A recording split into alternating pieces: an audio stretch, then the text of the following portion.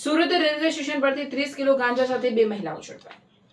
Surat railway સ્ટેશનના platform number 1 પરથી SOG, LCB અને રેલવે પોલીસની મોટી કાર્યવાહી કરી છે। પોલીસને માહિતી મળી હતી કે ઓડિશાના કંધમાલ અને ગંજામ વિસ્તારમાંથી ગાંજાનો જથ્થો સસ્તા ભાવે ખરીદી દેશના અલગ અલગ રાજ્યોમાં ટ્રેન મારફતે મોકલવામાં આવે છે। આ નેટવર્કમાં મહિલાઓ સહિતના કેરિયરોને 1 કિલો ગાંજાની હેરાફેરી બદલ રૂપિયા આપવાની લાલચ આપવામાં આવતી હોવાનું પોલીસ તપાસમાં સામે આવ્યું છે।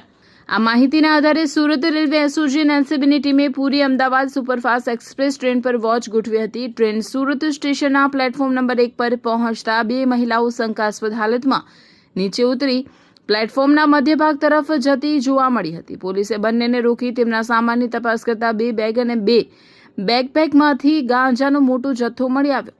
પોલીસે ઓડિશાની રહેવાસી સ્નેહલતા ઉંમર 33 વર્ષ અને આરતી ઉંમર 30 વર્ષની ધરપકડ કરી છે। બંને મહિલાઓ ઘરકામ અને મજૂરીનું કામ કરતી હોવાનું સામે આવ્યું છે। પ્રાથમિક પૂછપરછમાં બંનેએ રૂપિયા 10,000ની લાલચમાં ઓડિશાથી ગાંજો સુરત પહોંચાડવાનું સ્વીકાર્યું હોવાનું પોલીસે જણાવ્યું છે। આ ઉપરાંત પોલીસે 3 મોબાઈલ ફોન, રોકડ રકમ, 1900 રેલવે ટિકિટ, ટ્રોલી બેગ અને અન્ય સામાન મળી કુલ 15,11,650 રૂપિયાનો મુદ્દામાલ જપ્ત કર્યો છે। આ મામલે રેલવે પોલીસ સ્ટેશનમાં એનડીપીએસ એક્ટ હેઠળ ગુનો નોંધવામાં આવ્યો છે।